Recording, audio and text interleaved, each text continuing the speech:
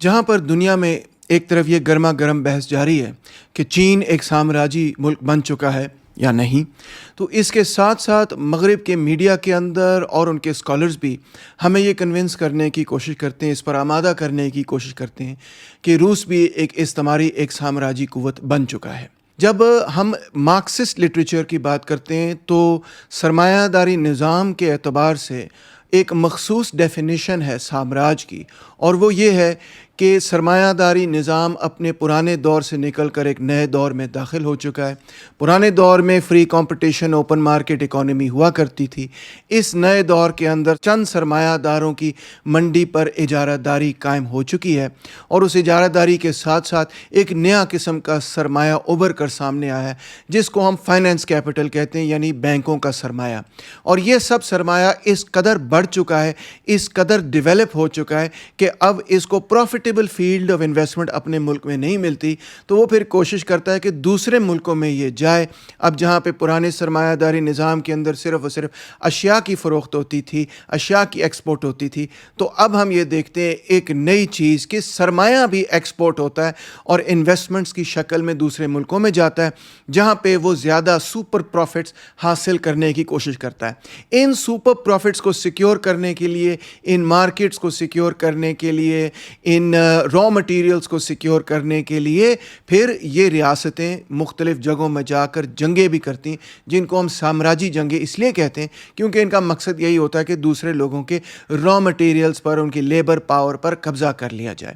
اور قسم کی جنگیں بھی جاری ہوتی ہیں دنیا کے اندر، اور قسم کی ظلم و زیادتی بھی ہے، مگر سرمایہ داری نظام بذات خود اب ایک ایسے نہج پر پہنچ چکا ہے کہ جہاں پر جنگیں بڑھتی چلی جاتی ہیں اس مقصد کے لیے کہ دنیا کی عالمی منڈی کو کنٹرول کیا جائے، اور یہ سارے کا سارا کنٹرول در حقیقت چند بینکس کے ہاتھ میں آ جاتا ہے، فائنینس کیپٹل کی ڈومینیشن میں آ جاتا ہے، جس کو لینن لفظ دیتا تھا ایک فائنینشل اولیگوپولی کی اجارہ داری بن جاتی ہے۔ جس طرح کہ آج کے اگر آپ بینکنگ سٹرکچر کو دیکھیں گے تو اگر آپ دیکھیں کہ دنیا کے 5 بڑے بینکس کون سے ہیں تو اس میں امریکہ کے، UK کے، فرانس کے بینک شامل ہیں۔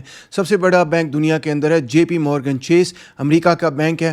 اس کے پاس کل ایسٹس ہیں 4.357 trillion US dollars. Bank of America کے پاس ہیں 3.349 ٹریلین US ڈالرز۔ اسی طرح HSBC بینک جو کہ UK کا ہے، ان کے پاس تقریباً 3.1 ٹریلین ڈالرز ہیں۔ BNP پیرباس جو کہ فرانس کا بینک ہے، ان کے پاس ہے 2.8 trillion dollars. Wells Fargo American bank 1.95 trillion dollars.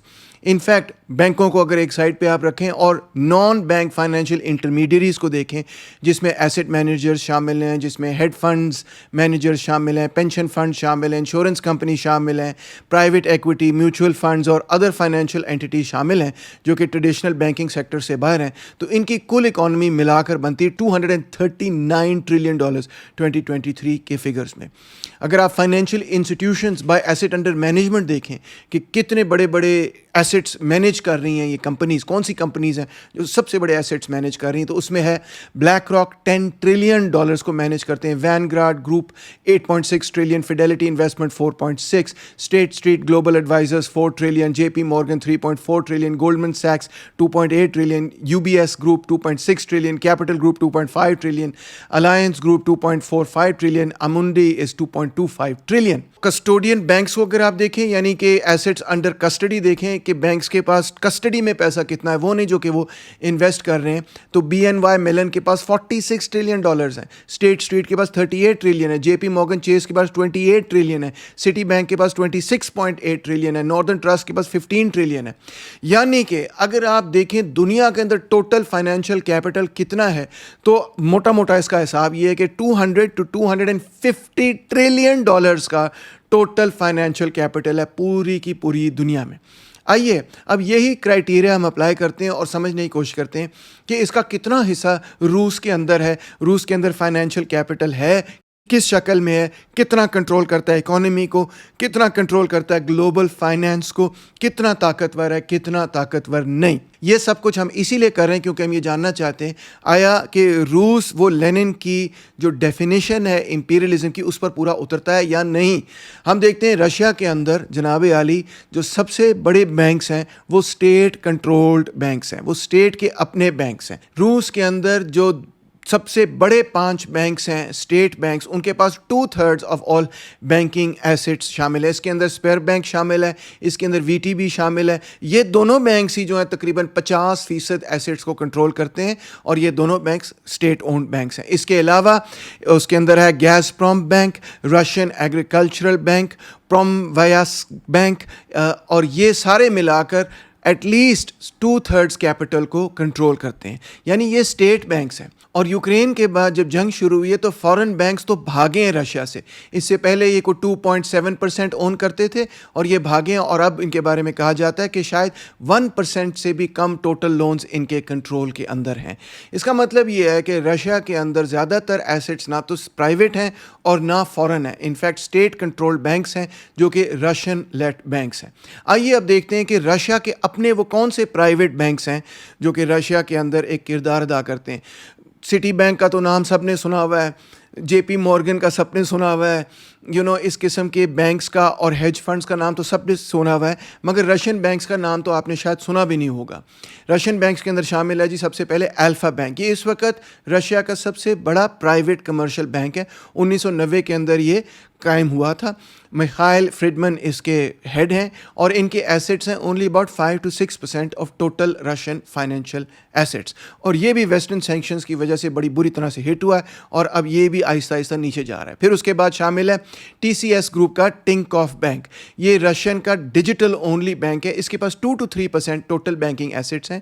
اس کے بعد شامل ہے بینک اوٹکریٹی, سوری اگر میں نے رشین پروننسیشن غلط کر دی ہے, مگر یہ 2017 کے اندر کرائسس کا شکار ہوا اور لہٰذا سینٹرل بینک نے اس کو ٹیک اوور کر لیا اور پھر اس کو وی ٹی بی نے ابزارو کر لیا 2022 میں. یعنی کہ یہ پرائیویٹ بینک ہوتا تھا, اب یہ نیشنلائز ہو چکا ہے, یہ پرائیویٹ بینک نہیں رہا. دوسرے بینکس بھی اگر آپ شامل کر لیں تو ان میں شامل ہے سافٹ کام بینک, اس کے اندر شامل ہے کریڈٹ بینک آف ماسکو, مگر یہ بھی 1 to 2% شیئرز اون کرتے ہیں. اس کا مطلب یہ کہ اگر ہم ٹوٹل فائنینشیل اسٹرکچر دیکھیں رشیا کا تو اس میں ہمیں یہ نظر آتا ہے کہ جو اسٹیٹ اونڈ بڑے بینکس ہیں ان کے پاس 60% سے زیادہ ایسٹس ہیں. پھر جو ڈومیسٹک پرائیویٹ بینکس ہیں جس میں الفا بینک ہے, ٹنکوف بینک ہے, ان کے پاس ہیں تقریباً 20% ایسٹس, اور جو پرائیویٹ فارن بینکس ہیں انکلوڈنگ وہ بینکس جو کہ اسٹے کر رہے ہیں اس کے اندر, ان کے پاس ہے 2.72%. اور اس کے علاوہ 10 سے لے کے 20% ریجنل اسٹیٹ بینکس کے پاس ہے, اور اس کے علاوہ نان بینک کریڈٹ آرگنائزیشنس کے پاس ہے. Regional state owned development banks کے پاس تقریباً 10% کیپٹل ہے, نان بینک کریڈٹ آرگنائزیشنس کے پاس تقریباً 2-3% ہے. اس طرح ملا کے ہمیں نظر یہ آتا ہے کہ جو پرائیویٹ بینکس ہیں ان کے پاس ایکچولی 20% یا اس سے بھی کم ٹوٹل ایسٹس ہیں, اور یہ ٹوٹل ایسٹس ہیں about 480 billion to 570 billion $. 80% Russia کے اندر بینکنگ نان پرائیویٹ ہے, یعنی کہ basically state owned banks 80% financial sector کو کنٹرول کرتے ہیں. آئیے اب دیکھتے ہیں یہ جو پرائیویٹ بینکس ہیں یہ کیا پرسنٹیج ہے ٹوٹل فائنینشیل کیپٹل کا. اگر یہ ان کی ٹوٹل ویلیو ہے 480 to 570 بلین $, تو آپ اس اماؤنٹ کو ڈیوائڈ کر سکتے ہیں بائی 250 ٹریلین $, جو کہ گلوبل فائنینشیل سسٹم کا پورا نیٹ ایسٹ ورتھ ہے. یہ بنتا ہے جناب علی 0.2% آف گلوبل فائنینشیل ایسٹس. یعنی رشیا کے اندر تمام جو بینکس ہیں پرائیویٹ بینکس, اسٹیٹ بینک کو تو چھوڑ دینا, اس کی تو ہم بات ہی نہیں کر رہے ہیں کیونکہ لینن نے تو بات کی ہے نا فائنینس کیپٹل کی اور فائنینس کیپٹلسٹ کی. تو پرائیویٹ بینکس کا جو ٹوٹل کیپٹل ہے وہ دنیا کے اندر ٹوٹل فائنینشیل کیپٹل کا صرف 0.2% حصہ ہے. یعنی کہ انتہائی منسکیول, اتنا چھوٹا کہ آپ اس کو اگنور کر سکتے ہیں.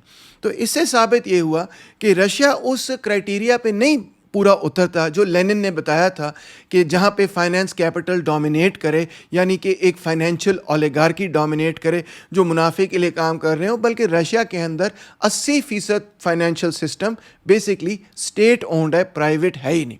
اب دوسرا کرائٹیریا لینن کا دیکھتے ہیں کہ لینن نے یہ کہا کہ جی اتنی سپر ابنڈنس آف کیپٹل پیدا ہو جاتی, اتنا زیادہ سرمایہ پیدا ہو جاتا ہے کہ پھر وہ باہر نکلتا ہے اور دوسرے ملکوں میں جاتا ہے اور وہاں جا کے ایسٹس کو ٹیک اوور کرتا ہے, لینڈ کو ٹیک اوور کرتا ہے, ایگری بزنسز بناتا ہے اور ان کی مارکیٹس کو, ان کی لیبر مارکیٹ کو بھی اور را مٹیریلز کو بھی ڈومینیٹ کرتا ہے. آئیں دیکھتے ہیں کہ رشیا کے اندر کیا حساب ہے اس حوالے سے.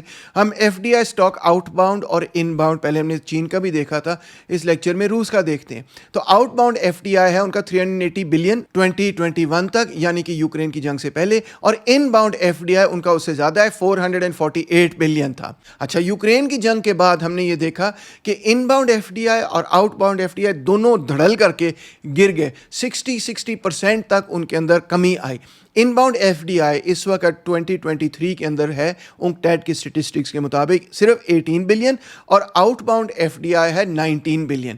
یعنی کہ ان باؤنڈ اور outbound F D I collapse ہو گئے, مگر پھر بھی رشیا کا outbound F D I اس کے inbound F D I سے زیادہ ہے. مگر دلچسپ بات یہ ہے کہ جب ہم اسٹڈی کرتے ہیں کہ رشیا کا outbound F D I کس طرف جا رہا ہے یا آؤٹ باؤنڈ کیپٹل کس طرف جا رہا ہے, تو ہمیں ایک اور پیٹرن نظر آتا ہے جو بہت ہی دلچسپ ہے, اور وہ یہ کہ رشیا کے اندر سے جو کیپٹل باہر نکل رہا ہے وہ اس مقصد سے باہر نہیں نکل رہا کہ وہاں باہر جا کے کوئی پروڈکٹیو انویسٹمنٹ کرے, وہاں جا کے کوئی بڑی سی فیکٹری لگائے, وہاں جا کے کوئی بینک لگائے, زمینیں ٹیک اوور کرے, ایگریکلچر کو ٹیک اوور کر کے کوئی بزنس کرے. بلکہ ہمیں نظر یہ آتا ہے کہ یہ سارے کا سارا پیسہ جو رشیا سے نکل رہا ہے وہ ٹیکس ہیونز میں جا رہا ہے. جی ہاں, وہ جا رہا ہے Cyprus, Netherlands, Luxembourg, British Virgin Islands, Jersey اور سوئٹزرلینڈ. اونکٹیڈ اور آئی ایم ایف کا ڈیٹا آپ کے سامنے میں رکھتا ہوں, اس میں ہمیں نظر یہ آتا ہے کہ رشیا کے اندر سے جو سرمایہ نکل رہا ہے وہ تھرڈ ورلڈ کے اندر تو جا ہی نہیں رہا, وہ انفیکٹ کسی پروڈکٹیو انویسٹمنٹ کے اندر بھی نہیں جا رہا, وہ جا رہا ہے سائپرس. سائپرس میں کیا ہو رہا ہے جناب عالی, آپ کا خیال ہے وہاں پہ کوئی بڑی فیکٹریاں لگ رہی ہیں؟ نہیں, Cyprus, Netherlands, Luxembourg, British Virgin Islands, Jersey اور سوئٹزرلینڈ, یہ ساری وہ لوکیشنز ہیں جہاں پہ لوگ اپنا سرمایہ اس مقصد سے بیچتے ہیں کہ وہ ٹیکسز سے بچ سکیں, راؤنڈ ٹرپنگ کر سکیں, ایسی فائنینشیل مینیپولیشن کر سکیں کہ جس کے نتیجے میں وہ اپنے سرمایہ کو ری راؤٹ کر کے بچا سکیں. یعنی کہ یہ ایک شکل ہے کیپٹل فلائٹ کی. یہ فورن ڈائریکٹ انویسٹمنٹ اس قسم کی نہیں ہے جو پروڈکٹیو کیپٹل کے اندر ہو, مگر جو سرمایہ باہر نکل رہا ہے وہ سارے کا سارا جا رہا ہے بیسکلی آف شور بینکنگ کے اندر, آف شور ڈیسٹینیشنز کے اندر. سائپرس اکیلا accounts for 50% of Russia's outward F D I stock in mid 2021. یعنی کہ زیادہ تر کیپٹل جو ہے رشیا کا تو سائپرس جا رہا ہے. یہ اعداد و شمار آپ کے سامنے ہے. یعنی کہ رشین سرمایہ دار کیا کرتا ہے, سرمایہ کما کے وہ بھیج دیتا ہے سب سے پہلے سائپرس, اور سائپرس میں وہ ڈسگائز کر لیتا ہے کہ یہ تو اب جو ہے نا فورن کیپٹل ہے, اور اسی کو وہ پھر رشیا واپس جب اس نے استعمال کرنا ہوتا ہے لے آتا ہے اور اس کو کہتا ہے کہ دیکھیں جی یہ تو فورن انویسٹمنٹ ہے, اور اس کو فورن انویسٹمنٹ کے دائرے میں ڈال کے اس طرح سے وہ ٹیکسز اپنے بچا لیتے ہیں. اسی طرح وہ سوئٹزرلینڈ کے ساتھ بھی کر رہے ہیں, نیدرلینڈس کے بینکس, لکسمبرگ کے بینکس, برٹش ورجن آئلینڈ کے بینکس وغیرہ, یہ سب بیسکلی ٹیکس ہیون جورسڈکشنز میں اپنا پیسہ پارک کر رہے ہیں, فینٹم انویسٹمنٹ کر رہے ہیں اور راؤنڈ ٹرپنگ کر رہے ہیں. یہ صرف بات میں نہیں کہہ رہا ہوں, تمام بڑے بڑے اکنامکس کے ادارے, رشین سورسز, اونکٹیڈ, یونائٹڈ نیشنز وغیرہ سب نے اس کو اسٹڈی کیا اور انہوں نے خود یہ بات کہی ہے. مثال طور پہ وہ یہ کہتے ہیں کہ رشیا کے جو انورڈ یا outward F D I ہے, اونکٹیڈ کہتا ہے, آر انفلیٹڈ. کیوں؟ کیونکہ بیسکلی یہ سارے آف شور اینٹیز میں جا رہے ہیں اور یہ کوئی ایکچوئل پروڈکٹیو آپریشنز ہو ہی نہیں رہے. 70% of inward F D I, 64% of outward F D I flowed through offshore or quasi offshore jurisdiction, reinforcing the prevalence of circular investment. یہ CWE جرنل لکھ رہا ہے جناب علی کہ 70% انورڈ اور 64% آؤٹ ورڈ انویسٹمنٹ جو ہے یہ آف شور جورسڈکشن میں جا رہی ہے, اور یہ صرف پیسہ گھما رہے ہیں ٹیکسز سے بچنے کے لیے. آئیں کچھ ایکیڈیمک اسٹڈیز کو دیکھ لیتے ہیں. کالوٹے کی اسٹڈی ہے 2012 کی, وہ کہتے ہیں کہ Russian F D I is quite skewed towards tax havens and reinvestment schemes rather than genuine productive imperial expansion. یعنی کہ ان کا اصل مقصد یہی ہے کہ ٹیکس ہیونز میں اور ری انویسٹمنٹ اسکیمز میں فائنینشیل مینیپولیشن میں پیسے کو ڈال دو, کوئی جینوئن انویسٹمنٹ پروڈکٹیو کیپیسٹی میں رشین کیپٹلسٹ، رشین امیر لوگ، رشین ایلیٹ نہیں کر رہی. اسی طرح UNCTAD کی اسٹڈی 2017 کی quote much of Russia's outward FDI stock is phantom investment link to special purpose entities in offshore jurisdictions. UNCTAD کی اسٹڈی بھی وہ یہی کہہ رہی ہے کہ جناب علی یہ تو آف شور جورسڈکشنز میں ڈال رہے ہیں, فینٹم انویسٹمنٹ ہے, ریئل انویسٹمنٹ نہیں ہے, کوئی ایکچوئل چیز نہیں خریدی جا رہی, بس فائنینشیل مینیپولیشن کی جا رہی ہے. اسی طرح IMF کی 2020 کی اسٹڈی لکھتی ہے the rise of phantom FDI, اس نے نام ہی دیا ہے فینٹم FDI. وہ کہتا ہے رشیا کی آؤٹ ورڈ FDI بیسکلی اس سے شیل کمپنیز وہ بناتے ہیں, کوئی پروڈکٹیو FDI ہے ہی نہیں. یعنی لینن کی جو ڈیفینیشن تھی کہ امپیریلزم ایک ایسا سٹیج ہے مونوپولی کیپٹلزم کا جہاں پہ ایکسپورٹ آف کیپٹل ہوگی, دوسروں کی مارکیٹس خریدی جائیں گی, دوسروں کی ریسورسز خریدی جائیں گی, اور پھر ان مارکیٹس کو کارنر کر کے, ریسورسز کو کارنر کر کے, لیبر پاور کو کارنر کر کے پروڈکٹیو انویسٹمنٹ ہوگی, کام کروایا جائے گا, چیزیں بنائی جائیں گی, چیزیں بنا کے دوسری جگہوں میں بیچی جائیں گی اور بیچ کے بہت زیادہ پیسے کمائے جائیں گے. رشیا کی ایلیٹ یہ کر ہی نہیں رہی, رشیا کی ریاست یہ کر ہی نہیں رہی. فائنینشیل سیکٹر کے حوالے سے ہمیں یہ نظر آتا ہے کہ وہاں تو اسٹیٹ ڈومینیٹ کرتا ہے, 80% financial markets basically naan private banks کے پاس ہے, پرائیویٹ بینکس کے پاس تقریباً 20% یا اس سے بھی کم مارکیٹ ہے, اور رشیا کے پرائیویٹ بینکس کے ٹوٹل ایسٹ 0.2% ہیں گلوبل فائنینشیل ایسٹس میں. یعنی کہ نہ تو یہ کہا جا سکتا ہے کہ رشیا کا فائنینس کیپٹل دنیا کے فائنینس کیپٹل پہ چھایا ہوا ہے, نہ یہ بھی کہا جا سکتا ہے کہ رشیا کے اندر جو چھوٹے موٹے فائنینس کیپٹلسٹ ہیں وہ رشیا کے اپنے فائنینشیل کیپٹلسٹ سسٹم پر حاوی ہیں, بلکہ وہ حاوی نہیں ہے, اسٹیٹ ریاست 80% فائنینس کیپٹل کو وہاں پہ بھی کنٹرول کرتا ہے. اور اسی طرح ایکسپورٹ آف کیپٹل کا بھی معاملہ ہے کہ در حقیقت یہ کیپٹل کا ایکسپورٹ اس سینس میں نہیں ہے کہ وہاں کوئی پروڈکٹیو ریسورس کے اندر انویسٹمنٹ کی جا رہی ہے, کوئی فیکٹری لگائی جا رہی ہے, بالکل نہیں, بلکہ یہ تو کیپٹل فلائٹ ہے, ٹیکس آپٹمائزیشن, راؤنڈ ٹرپنگ, یہ تو فائنینشیل مینیپولیشن ہے, صرف اس مقصد کے لیے کہ جی ہمیں پہ ٹیکس نہ لگے اور ہم اپنا پیسہ جو ہے روس سے باہر لے جائیں. یعنی اس کا مقصد یہی نظر آتا ہے کہ جو ایسٹس ہیں ان کو شیلڈ کیا جائے, کوئی گورنمنٹ ان کو ٹیک اوور نہ کر لے. رشیا کی اکانومی بالکل بھی ویسے نہیں نظر آتی جس طرح امریکہ کی اکانومی ہمیں نظر آتی ہے, جس کے اندر بڑا بڑا فائنینس کیپٹل کا ایک پورا سیکٹر, ہمیں ٹریلینز آف ڈالرز کا سیکٹر نظر آتا ہے, $200 ٹریلین کا ہمیں سیکٹر نظر آتا ہے. بالکل بھی نہیں, بلکہ رشیا کی اکانومی بیسکلی ایک رینٹ ایکسٹریکشن کی اکانومی ہے. وہ آئل, گیس اور نیچرل ریسورسز سے رینٹ ایکسٹریکٹ کرتے ہیں, اور وہ بھی رینٹ اس انفراسٹرکچر سے ایکسٹریکٹ کرتے ہیں جو سوویٹ بلٹ ہے. سوویٹ یونین نے جو گیس پروم اور روز نیفٹ وغیرہ بنا دیا, اسی میں سے آج تک رشیا کی ریاست رینٹ کلیکٹ کر رہی, اس کے علاوہ کچھ نہیں. اور جو وہ کیپٹل باہر بھیج رہے ہیں اس کا پیٹرن ہمیں نظر آ رہا ہے, ایلیٹ ایسٹ پروٹیکشن, ایک رونٹیئر کیریکٹر, ایک رینٹیئر اسٹیٹ جس کو کہتے ہیں نا, جو کہ بیسکلی رینٹ ایکسٹریکٹ کرتا ہے صرف اور صرف اپنے را مٹیریلز پہ, جہاں پہ فائنینشیل اسکیمز ڈومینیٹ کرتی ہیں. کارپوریٹ ایکسپینشن, کارپوریٹ انویسٹمنٹ ہمیں نظر ہی کوئی نہ آئے.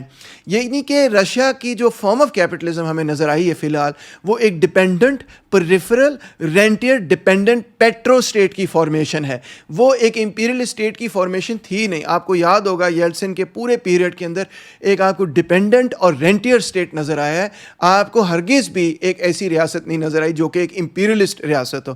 اور اس دور کے اندر جہاں پیوٹن کا پیریڈ ہے, جو اکنامک فارمیشن ہے وہ لارجلی وہی ہے, مگر ریاست ہم دیکھتے ہیں زیادہ اسرٹیو ہے کہ جناب علی نیٹو ایکسپینڈ نہ کرے, یوکرین کے اندر پنگا نہ کرے, ہاں اگر نیٹو پنگا کرے گا تو ہم بھی وہاں پہ جنگ کریں گے, ایکسیٹرا ایکسیٹرا. مگر رشیا کی ایلیٹ جو ہے وہ رشیا کے اندر نہ تو کوئی انویسٹمنٹ کرتی ہے, اور نہ ہی اس طرح سے وہ رشیا سے باہر ماں سوائے ریئل اسٹیٹ کے بڑے بڑے مینشنز خرید لو, بڑے بڑے اپارٹمنٹس خرید لو, اس کے علاوہ کوئی پروڈکٹیو انویسٹمنٹ کرتی ہوئی نظر نہیں آتی. ان فیکٹ رشیا کی ایلیٹ جو ہے اپنی ویلتھ نکالتی ہے, آف شور لے جاتی ہے, اور اگر کبھی کبھار ڈومیسٹکلی واپس لے کے آتی ہے تو وہ یہ کہتی ہے کہ جی یہ تو فارن انویسٹمنٹ ہے, مگر بیسکلی یہ ساری ایک قسم کی فائنینشیل مینیپولیشن ہے. پروڈکٹیو انویسٹمنٹ رشین کیپٹلسٹ نہ تو اپنے ملک میں فرینکلی کر پا رہا ہے اور نہ اپنے ملک سے باہر کر پا رہا ہے. انفیکٹ یوکرین کی جنگ کے بعد تو ہمیں کیپٹل فلائٹ اور بھی تیزی سے نظر آئی کہ رشیا کے جو بڑے بڑے اولیگارکس تھے انہوں نے اپنے ایسٹس دبئی ٹرانسفر کر دیے, ٹرکی لے گئے, قزاقستان لے گئے, آرمینیا لے گئے, جارجیا لے گئے, آپ کو بتایا سائپرس تو پہلے لے کے جا رہے تھے.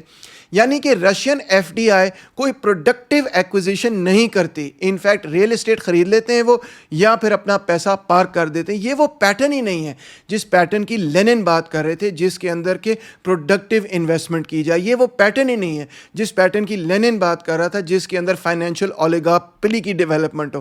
بلکہ یہ ایک ایسا پیٹرن ہمیں نظر آتا ہے جو ایک رونٹیئر اسٹیٹ ہے, ایک کرپٹ قسم کی ایلیٹ ہے جو اپنے ملک پر کانفیڈنس بھی نہیں رکھتی بلکہ اپنا پیسہ باہر لے جاتی ہے. جس طرح پاکستان کی ایلیٹ جیسے یہاں سے پیسہ کماتی ہے تو کدھر لے کے چلی جاتی ہے؟ دبئی لے کے چلی جاتی ہے. نہ تو پاکستان کی ایلیٹ پاکستان کے اندر انویسٹ کرتی ہے, اور فرینکلی اسپیکنگ نہ ہی وہ انٹرنیشنلی کو بڑی انویسٹمنٹ کرتی ہے. تو کیا کرتی ہے؟ آف شور بینکس میں ڈال دیتی ہے اور ریئل اسٹیٹ میں ڈال دیتی ہے. اور ایگزیکٹلی یہی پیٹرن ہمیں رشیا کی ایلیٹ کے ساتھ بھی نظر آتا ہے.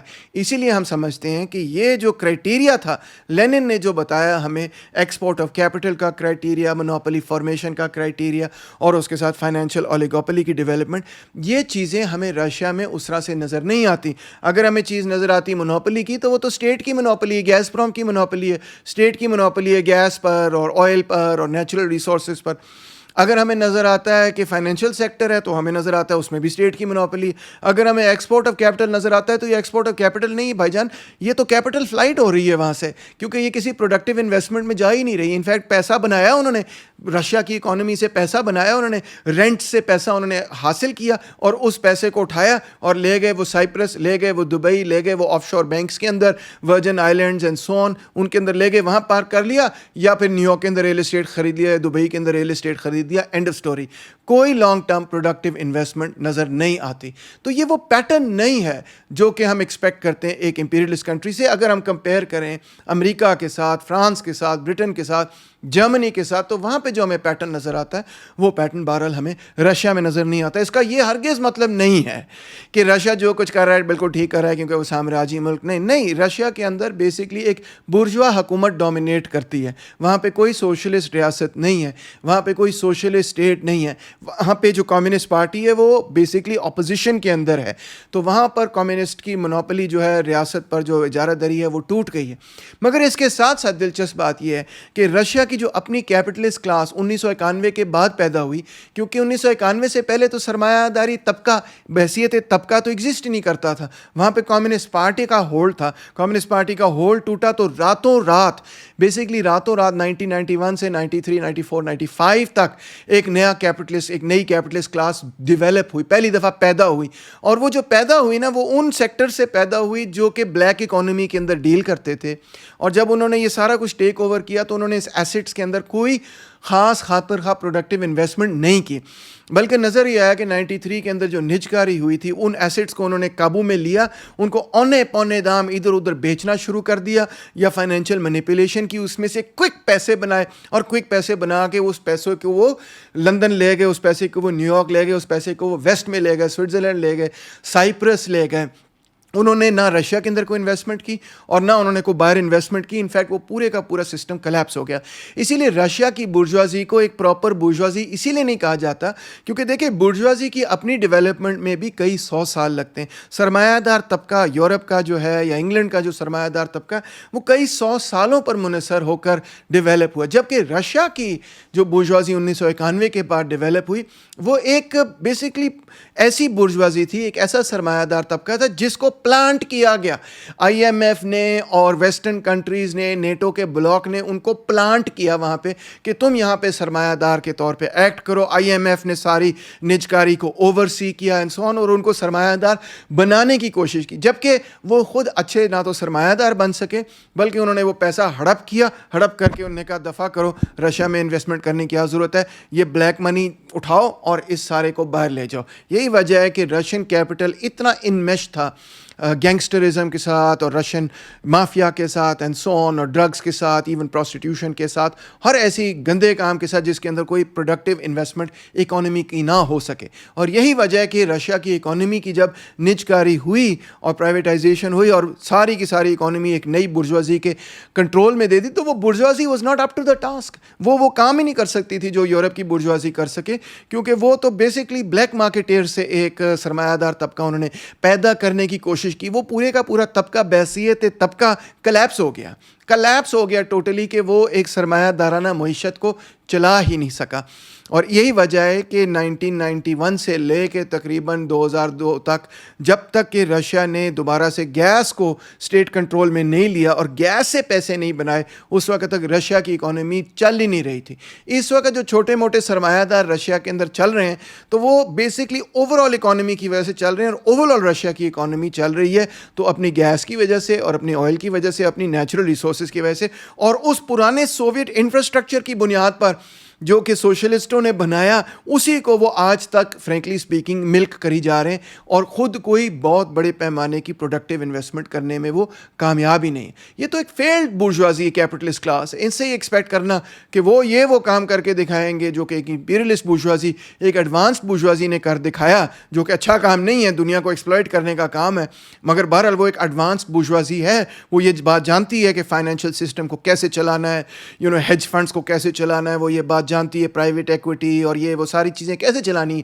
یہ تو جانتے ہی کوئی نہیں. تو اناڑی قسم کے ٹوٹل قسم کے لوگ ہیں. اگر آپ نے کبھی ان کے ساتھ تجارت وغیرہ کی ہو تو یو ول نو کہ they are actually very poor in business and they are very bad in business. تو بہرحال اینڈ نتیجہ یہی ہے کہ یہ ایک بڑی فریکچرڈ, بڑی کرپٹ, بڑی اولیگوپلسٹک قسم کی اور رونٹیئر قسم کی بورژوازی جو کہ ویسٹ نے وہاں امپوز کی. اور جیسے رشیا اور ویسٹ کی ڈی لنکنگ ہوئی ہے, اس کے ساتھ ساتھ ہم نے یہ دیکھا ہے کہ یہ بورژوازی بھاگی ہے رشیا سے.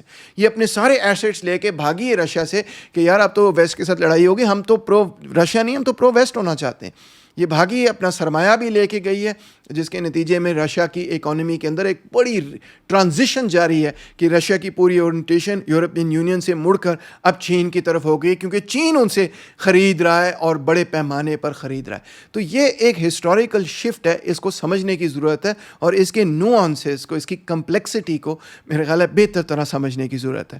امید ہے آپ کے بہت سارے سوال ہوں گے. ویڈیو کو شیئر بھی کیجئے گا, لائک سبسکرائب وغیرہ بھی کیجئے گا, اور اپنے سوال خاص طور پہ ضرور بھیجیے گا. Thank you so much.